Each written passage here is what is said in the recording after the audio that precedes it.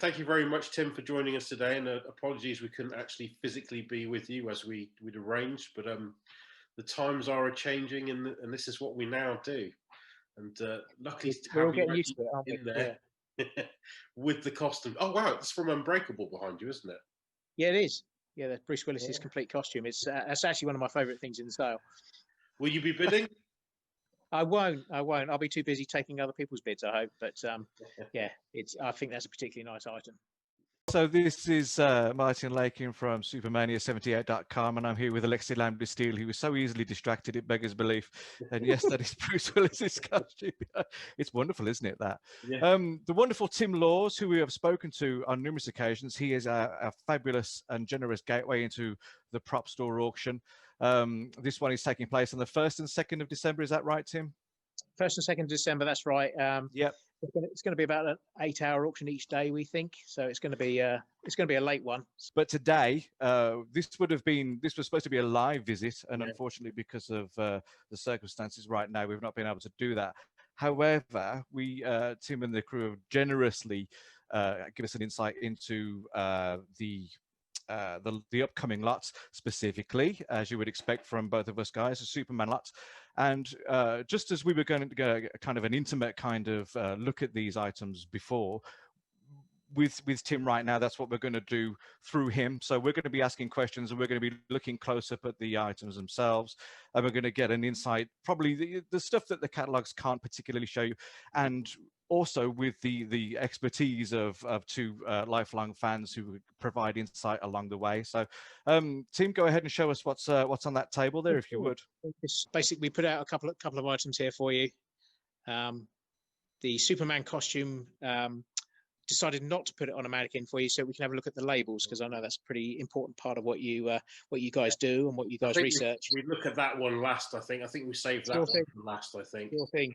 The Fortress of Solitude crystal is always a favourite. Yeah. And then we've got these incredible photos from Superman 3, which I really like. So how were we able to procure those things in the state that they're in? I mean, they look set fresh is how I would describe them. I mean, they have been in storage from the crew member that they came from since filming. He basically put them in a hardback envelope.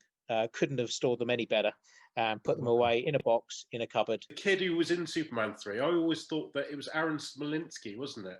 It is Aaron Smolinski. Yeah, I always thought he had a hero version of that particular prop, but obviously they must have had a few production copies. Yeah, they've had a few various takes that they used.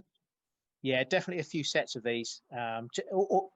Paper props in particular in movies, because it's just as easy to mass produce them as it is to produce a single one.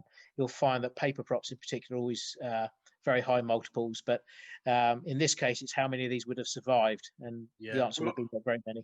Up until now, I'd never seen one. Never. Really, that's interesting. Yeah. Yeah, when that came up, I was like, my God, where have they?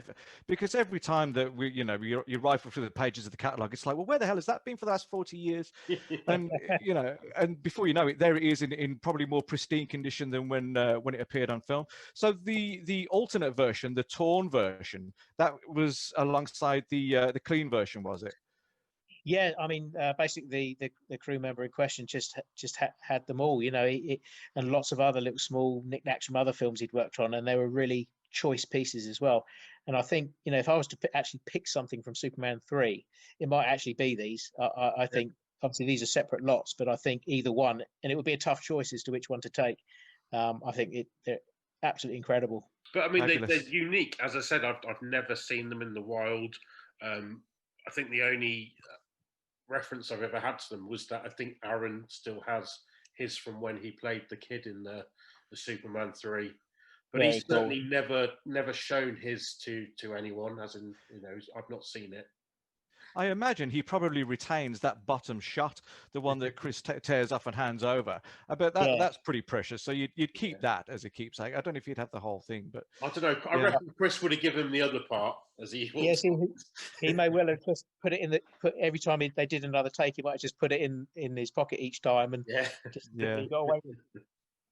Indeed. Right. Let's have a look at this crystal then.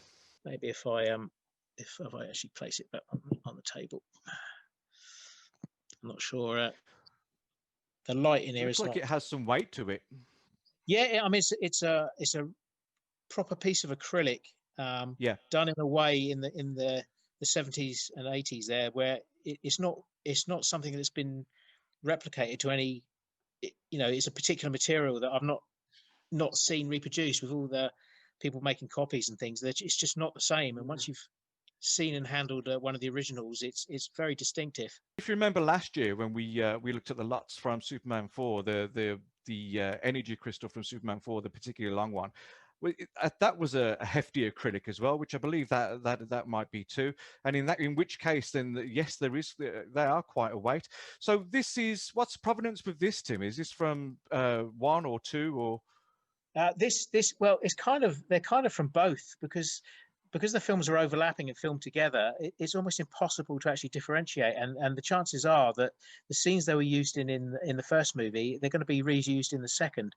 It's not impossible to think that maybe that could be the one. That's the one that Brando picks And up. If you look at the end of it, that because the thing with these is, even if you knew this was one on screen, because the slight changes in light here, you see how all the facets change. yeah, And it's so hard to actually screen match these things. It's there are not many of them that have survived. So the chances are good of seeing one on screen, but as soon as you change the light on it just a little bit, the whole thing changes. Indeed. So with them being made out of resin, I'd have thought they would have been poured into some sort of mold. But with them not, you're not seeing any duplicates over the years. Do you think they were No, cut not to a certain that I'm degree? aware of. But I'm not sure what the actual construction process of these would have been. So, but they're very smooth, and they've definitely been polished. There's definitely a polished edge to them. So, so they may be there cut slightly. It may be at that point that facets are added when it's in the sort of polishing process. Well, to date, we've not found who is responsible for making them. Maybe that's something we could look into again, because obviously, I mean, they were mass produced. I mean, there were hundreds in the console. There must have been multiples made of the green one. There must have been multiples made for the ones on set with Brando. So somebody will know who's responsible for that. I'd certainly, if you guys find out, I'd certainly love to know that information on these. So moving on to my favourite lot. Yeah, to your favourite, I'm sure, the Superman 4 costume, and I'm sure you guys are aware. We've handled a lot of Superman costumes, and we're kind of the guys to go to really for authenticating these things now. We've just handled so many, but I'm sure you guys are aware that the material has got kind of a different sheen, different finish for these Superman 4 costumes. What we've noticed, and certainly when you put them side to side with a Superman 1 or Superman 2 costume, it's much more of a sort of silver sheen to the finish. The fabric is pretty much the same, and obviously the construction is the same, but it's just that finish on the material itself.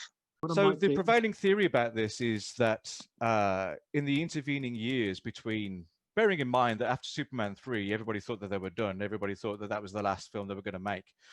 And then when Canon came on the scene and decided they were going to make the fourth picture, we theorize that the original makers, the Austrian people responsible for the polyamide that had done Superman 1 to 3, they had actually discontinued that fabric. And instead, by the time John Bloomfield came along and said, we need more costumes, they said, well, that fabric is discontinued. We have a replacement for it. It's the same properties. In fact, it's even better because it's stretchier and it has this kind of metallic sheen. But Berman's and Nathan's retained all of the patterns and all of the graphics in order to construct it. So essentially it is the same suit, but it's not the same fabric, because in the intervening years between 1982 and 1986, like with many fabric suppliers, I mean, they run out of any given bolt, and therefore they have to think again. So the polyamide that you're looking at here, thanks to Tim showing us this close-up, is that whatever we've prior referred to as the waffle weave is much reduced. It's much more dense and compact in the Superman 4 costumes. It's a much kind of tighter finish to it. It's photographing, as I'm looking at it, it's photographing like a metallic grey. And we all know that it photographs in a beautiful shade of teal blue. Yeah, and I'm obviously looking at the costume itself, and I'm looking at my screen, and I can tell you the actual color is somewhere in between. It's not the blue you see on screen, and it's not the grey you're seeing on my video. Yes, indeed. So if we could flip this tunic over so we could see the fastening on the back, please, Tim. Certainly. because this is, I mean, this is an absolute first for us Superman fans. This is a real shocker because we weren't expecting this to see this at all. The Velcro. Traditionally, all of the tunics have a zipper in the back, just a basic zipper closure. But this one, I'm going to actually just going to put my phone down so I can tidy this up a little bit. Is that okay? okay, I'll keep talking. This one is held together with looks to be a Velcro strip, and it looks to be kind of like a quick release type thing where maybe when Chris is either laid down in the pole arm or in the or one of the other apparatus associated with flying, that he needn't move and that the wardrobe assistants can just grab this tunic and literally wrap it around him and then just kind of Velcro it together, as opposed to bother with all the zips and pulling it up over his legs while he's prone in the flying harness. It is interesting that you say that, because obviously this has got the trunks sewn in. Yes. And other than the little the hook fastening at the top, it is just Velcro, and a lot of Velcro too. Yeah. Which kind of signifies to us that maybe, well, some fans have already asked if that other Velcro down towards the bottom, is that the kind of harness for the cape flapping device? But which again you're familiar with, but I don't believe that they even engaged the cape flapping device for Superman 4. I think that was another gadget, another innovation by the Sorkin Productions that wasn't transferred to the fourth picture. So I've theorized that this may be, there's a scene in Superman 4 towards the end where he's having a battle with Nuclear Man on the moon.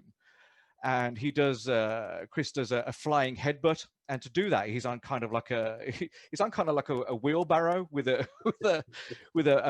body mold attached to the front of it.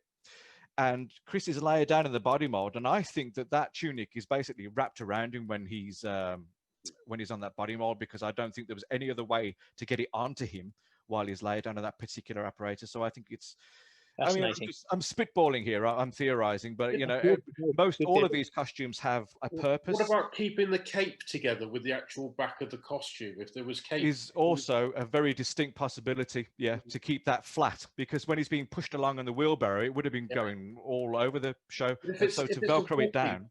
If it's a walking costume as well, and say, for example, it's extremely windy out, you'd want to keep something to keep that costume as close to him as possible. Or it started life as a walking costume, and because, you know, due to wear and tear, they eventually downgrade to the point where they're used for all other purposes, and that's what happened there. So yeah, CW1, we still don't have any explanation for that. And I think the tights are CW4. Is that right, Tim? Yes, I think CW3. CW3, yeah. So Chris walking 3 and Chris walking 1. Yeah. And again, provenance for any buyers that are interested in this particular piece. I mean, look at that studio labeling, and just look at it with the hand-marked details, the Bermans and Nathans typeset, the Bermans and Nathans embroidery. It just doesn't get any better than this. And to have this as a particular special effects costume, again, in my opinion, adds to the provenance of it, because it's kind of like, well, obviously this was used for more than, you know, it's designated as a walking, but then, you know, it served other purposes too. So yeah, a fabulous lot. There is the, Tim, can you just zoom on the inside of the S-shield briefly for me? Sure thing. In the tunic, yeah, there it is. That's what we expect to see inside. This is all the specialist stuff that nobody's been able to replicate properly. You have the triangular tab in the top corner that's hand stitched over the top, and then you have the curves of the S that are stitched from behind underneath. So yeah, a fabulous piece. Stunning still. Yeah, it's a joy to see. I mean, it's a joy to see any Superman costume, but to have this kind of access to it, which, you know, obviously if it's on display or in a mannequin or whatever, you just don't get to see this kind of thing. And the inner workings are just as interesting as the finished product. And so again, another reasonable estimate. I say, knowing you guys as I do, I knew putting this on a mannequin this afternoon was going to be a mistake. We'd be asking you to take it straight off. Exactly. Well, we certainly appreciate that, and I'm sure I can speak for all the fans when we all say the same thing, because it's like, you know, for the purposes of having somebody interested in purchasing this is the kind of stuff that, you know, it's too long and kind of detail to kind of put in any kind of description. It is what it is. But from a fan point of view, this is the stuff that they're interested in. This is what they want to know. They want to see that labeling. They want to see the wear. They want to see the weathering. They want to see the labeling. And so, yeah, thank you for affording us that opportunity. That's terrific. My pleasure, guys. I'm just, it's just a shame that you weren't here in person this year. Yeah, well, the outcome would have been the same. I still would have been walking around it, droning on about the ins and outs of it. So this is as good as, if not better. What I love about it most is I always learn something when I chat to you guys. It's great. Oh, well, that's good. So if you are, then hopefully the potential buyers are, because believe me when I say, I mean, that is a fabulously significant piece. It's in very good condition as well, by the look of it. Only is there any kind of any dust residue on there? Because that would kind of hold the that would kind of support the theory that it was on the moon. Yeah. Oh, actually, not that I can see, to be honest. It's a clean costume. It may well have been, of course, gone through a cleaning process after filming for a potential. Well, it has been 30 years. We're lucky to have it at all, really. Yeah. But it's still surprising me to this day when stuff turns up, especially in Propstore's auction, and you just think, wow, where has that been? Why has nobody seen that? And obviously somebody's enjoyed it. They've had it in their collection and have decided to pass it on. And that's what we do, man. That's our job. Yeah. I mean, I'm very envious of your job, Tim. I mean, I think if I did your job, I would be broke or very much in debt from just putting my name down for stuff. Yeah, you do get desensitized a little bit. You see this cool stuff every single day, and there comes a point when the coolest thing can roll through the doors, and you just say, "Meh." It's so exciting. I love what I do. I absolutely love it. Yeah, well, it's always a pleasure just to see the Superman lots. I mean, every year we just seem to. I mean, I thought that there was no way we could get any better than last year with Nuclear Man costumes, Superman costumes, a Superman miniature, crystals. I was like, they can't. I mean, even the phone box, for the love of God. I mean, where has that been? That had been in somebody's yard for 30 years. And so, subsequently, what I love about Propstore and what everybody should buy into is the fact that these guys work harder than anybody to get this stuff in, because they know the significance it has for fans, and they know that it's sat there languishing, and it's just what an opportunity. I mean, yes, it's expensive stuff, but it's 30 years old and it's screen used, so at least you have there's always provenance, there's always supporting material, and so why go anywhere else? Why would you? Because it's all here. And for a Superman fan, just to see it, I don't know how you feel, Alexei, but just to see it every time that we go down there, we're just it's hard to draw a breath a lot of the time. No, I'm just amazed. I mean, going back to that phone booth, I think that phone booth, didn't that come from a collector of phone booths and not specifically a Superman collector? That's right. He actually collected. It's quite a funny story. He actually collected telephones, and the gentleman passed away, and his son called me and said, "I've got a Superman kiosk from Superman 4, but nobody in the family believes it's real." So he sent me the photos, and obviously with the wood grain and the stickers and everything on it, we were able to match it precisely to the movie. And I actually had to convince him that he had the Superman 4 phone booth. And he just fell over when he found out its potential value for auction. So it was just a great story. And again, it'd been looked after, it had been saved, but not for the reasons we thought. It was a telephone collector, and that was a New York telephone. It's fantastic. I mean, I'd love to see and hear if like some of these props are still actually being used for other purposes. Someone's got the crystal and they're using it as a paperweight somewhere. Well, I was actually going to say, when we were talking about the weight of it, that it would make a perfect paperweight. So there you go. Multi-purpose, terrific.